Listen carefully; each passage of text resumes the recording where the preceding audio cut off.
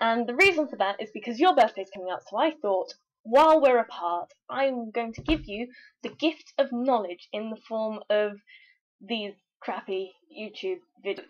Since you've decided that you're going to teach yourself all about medicine over the summer holidays, which just isn't going to happen, let's face it, because we will have better things to do than that, hopefully, and because I know that you know nothing about the liver and kidneys, I thought today I would teach you about the liver, and the reason I haven't looked up the kidneys is because the liver's really interesting, and I couldn't be bothered to look up the kidneys because it's late at night. The liver looks like this. So the liver has two lobes which each work independently of one another.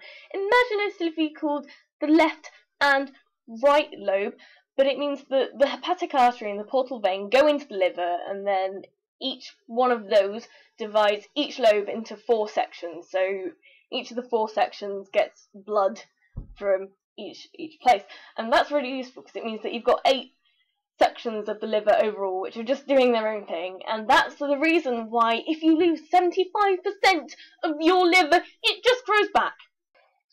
Parenchymal cells, known as hepatocytes, are the cells that do everything. Bearing in mind, the liver does over 500 functions, which is incredible because that's more than I do in a day. So examples of some of these functions are converting carbs and fats into glucose, cycling and storing iron, amongst other vitamins and nutrients, removes broken blood cells from the blood, it makes bile, as I mentioned earlier, it synthesizes estrogen and cholesterol, constructs 50,000 enzyme systems. 50,000!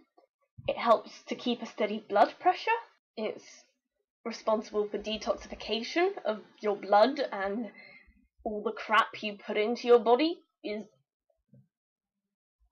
removed. So I mentioned earlier that if you lose some of your liver, it just grows back, and that's called compensatory growth. That means that the liver doesn't regenerate perfectly. So if you lose a lobe, that lobe doesn't grow back. But what does happen is that whatever's left of your liver just gets bigger and still does the same function that your liver did before, because the lobes of your liver all do the same thing anyway.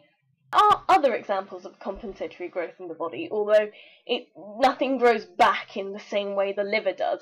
But for example, if you lose one kidney, the remaining kidney will grow to be the mass of 2 kidneys, so it will just do fucking everything. And another example is one guy lost half of his brain for some reason I don't recall, and the other side of the brain just learned to do everything that the brain had been able to do before it just lost half of itself. So for the liver to regenerate, hepatocytes, which are the main cells that do everything in the liver, as I mentioned earlier, they undergo mitosis and divide just constantly until you have another big liver. But there are also stem cells which just chill in the liver, bipotential stem cells I should mention, which means they divide into either hepatocytes or bile duct cells, both of which you need. Cirrhosis is when the liver doesn't grow back the way it should. So the liver grows back, but it's just scar tissue, which isn't really very useful because scar tissue doesn't do anything.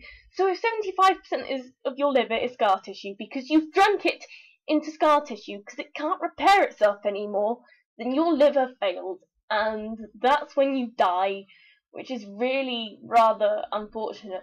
But on a happy note, well, a non-scientific note, Prometheus, the Greek titan, was chained to a rock and a needle came down and ate his liver every day, and it just grew back overnight.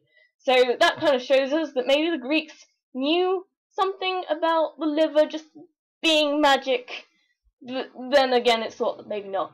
But it's a cool thing. I'd like to think that the Greeks were really smart. When they were around, they were quite smart. There are loads of philosophers. Anyway, I'll see you soon, honey, and I expect the next video is going to be about dinosaurs, and hopefully it will be better than this one, because this was my first one, and it was kind of a nightmare to make, so just appreciate it.